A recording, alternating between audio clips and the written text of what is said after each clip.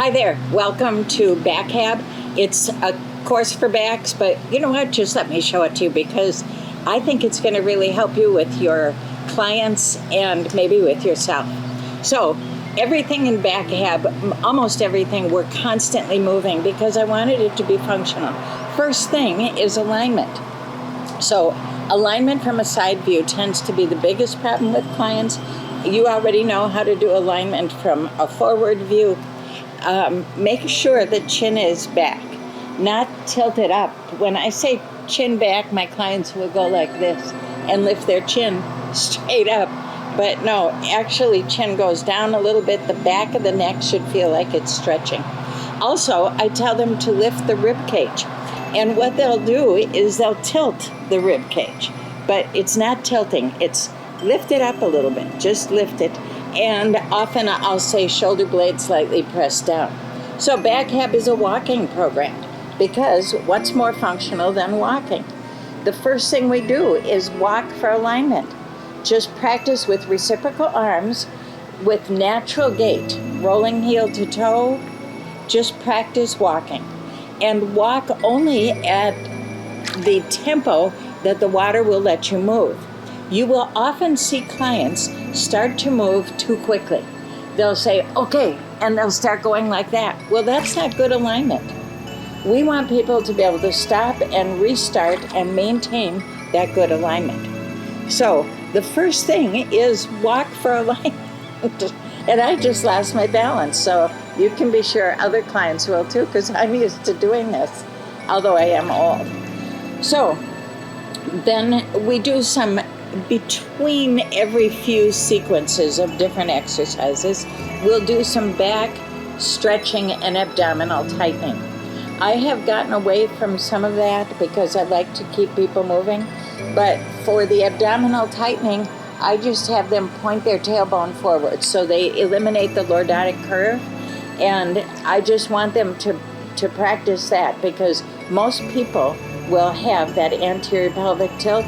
And particularly in the water, if they're endomorphic body types, the buoyancy of their butt is going to lift the butt up and they'll end up with a lot of lordotic curve.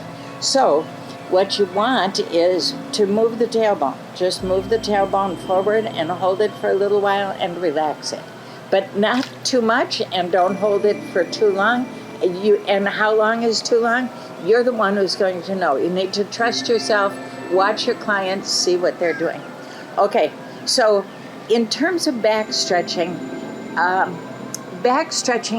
forward flexion there's more and more research about not to do so much back stretching because there's only so much forward flexion the vertebrae can take before the discs start to bulge.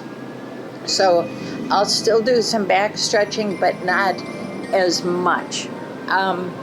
Okay, and also I'll do more piriformis stretching because a lot of times the docs will say, oh, you have sciatic, but instead of stretching the low back with bringing the knee up, I'll bring it across because if bringing it across feels tight in their low back, then that's usually piriformis. So watch for that kind of stretching.